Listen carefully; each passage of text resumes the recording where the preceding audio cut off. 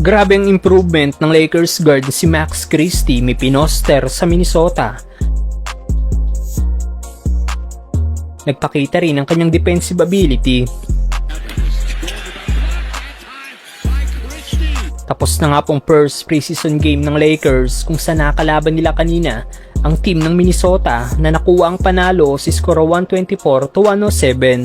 At dahil preseason game lang ito, hindi nga po pinaglaro ang mga superstar na magkabilang team. Para sa Lakers, out sina LeBron at Davis. Para naman sa Wolves, out sina Anthony Edwards at ang bagong Wolves si Julius Randle.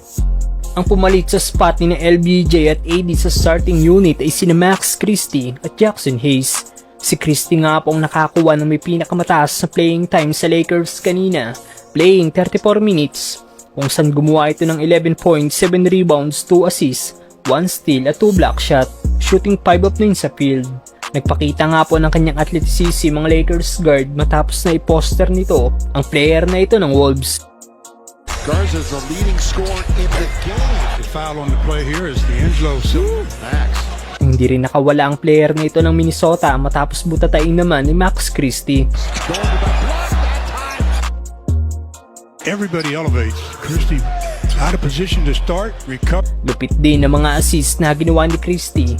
Gaya na lang ng bounce pass na ginawa niya papunta kay Hayes na nakagawa ng isang dunk. The roll going down, Jax. Nagbaon din ng isang corner 3-point shot ang Lakers guard.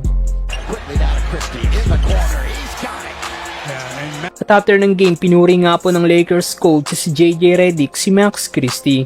Ayon kay Coach JJ, sobrang wise at mature daw ng Lakers guard na talagang siniseryoso nito palagi ang kanyang laro. Kaya naman sa game nila kanina, hindi na daw siya nagulat kung gaano ka-competent si Max Christie.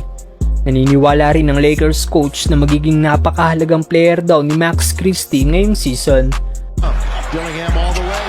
Blocked by Christie. You know, he's wise and he's mature and he takes this very seriously.